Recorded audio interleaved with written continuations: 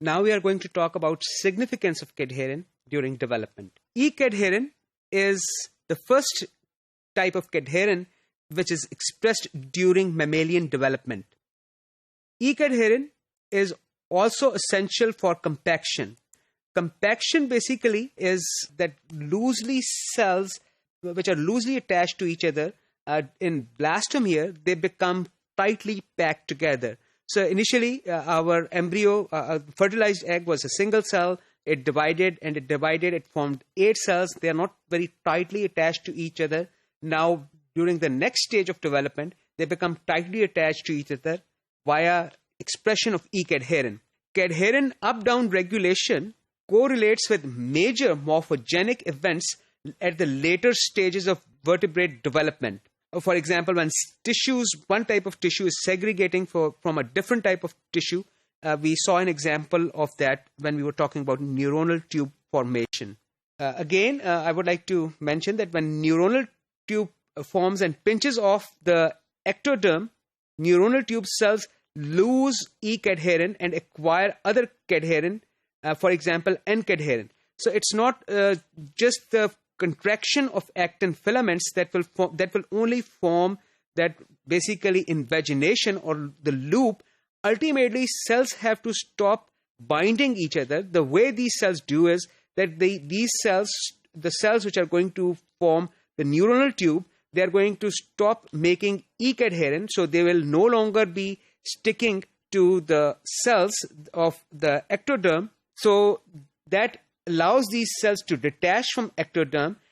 However, we still want these cells which have detached from the ectoderm to stick together. So these cells start forming a different type of N-cadherin, cadherin molecule, which is the E-cadherin. Which is the N-cadherin. Here, for example, if we look at the immunofluorescence photographs of these cells, in this photograph, we are looking at the brightly colored structure here is basically the ectoderm, and the reason why it is glowing is that the antibodies used were raised against E-cadherin. Basically, a signal here means that these cells are expressing E-cadherin. You might be able to see a little halo here.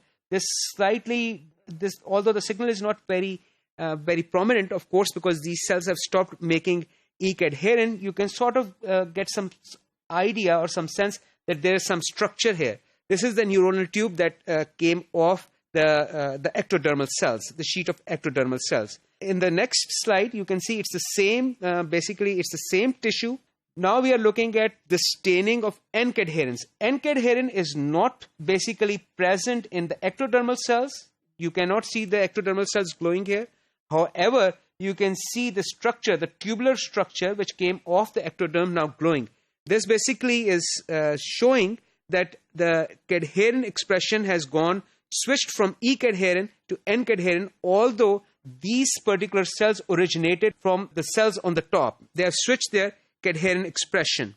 So let me show you again different possibilities how sticky molecules can bind each other. Homophilic binding, that's the one cadherins use. There are other type of molecules which use different strategies.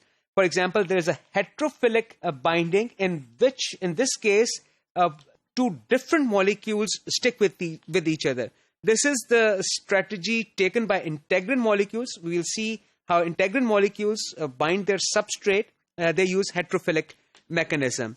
Binding through an extracellular linker molecule. I hope you remember we have talked about this when we were talking about immunology. Basically, our major histocompatibility complex, MHC molecules, they bind a small protein, and through this, basically, they're able to bind a particular TCR. So here's an example of binding through an extracellular linker molecule. Now let's look at an experiment. L cells, which is a type of L cell, is a type of fibroblasts. These cells do not express cadherin, and therefore these cells do not normally stick with each other.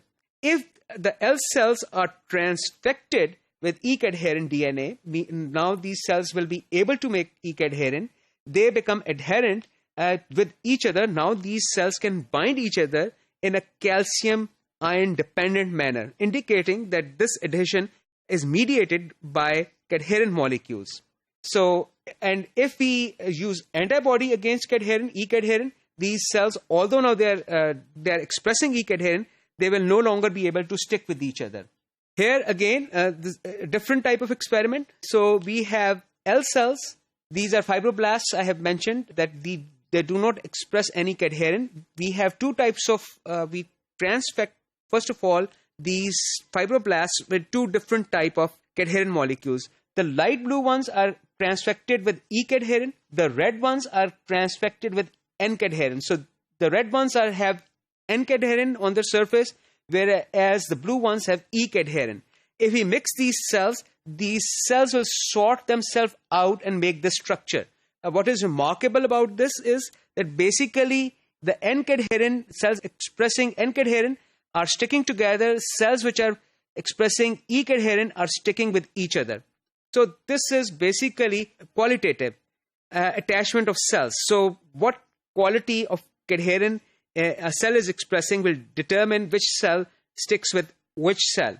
Quantitative, for example, we can have two different levels of expression of E-cadherin.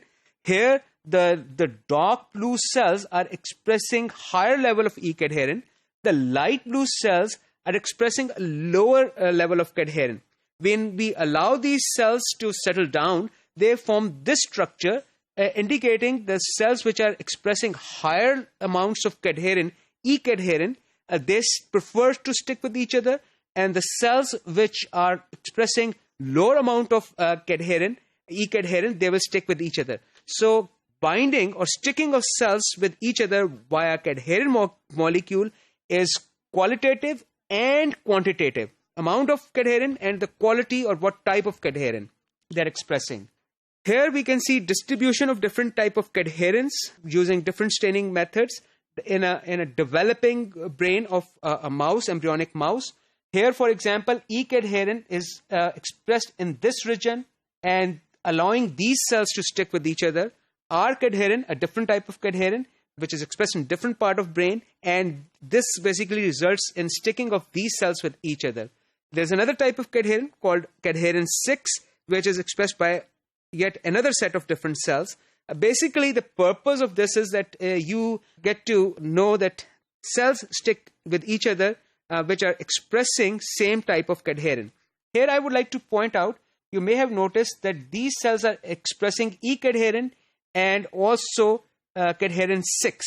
So there is an overlap of cadherin molecules which are expressed in cells. So some cells express more than one different type of cadherin molecules. So how the diversity is generated in cadherin molecules? Let me mention this, that the diversity of these cadherins, these are generated by combination of different promoter usage and alternative RNA splicing rather than site-specific recombination as it occurs in antibody diversification that we have previously talked about. So here is the constant region. This region is basically the cytoplasmic region, which is present in the cytoplasm. Here is the variable region. Different segments, when they're expressed and joined with the C region, they will result in different type of cadherin molecules. For example, here we have a V8 region, which was used for the formation of this type of cadherin. So important point here is the usage of different promoter and differential RNA splicing results in the variability of different types of cadherin molecules. So again, I would like to mention that, re-emphasize that cells express more than one type of cadherins. Cadherin quantitatively and qualitatively determines what cells can bind with each other and which cells cannot.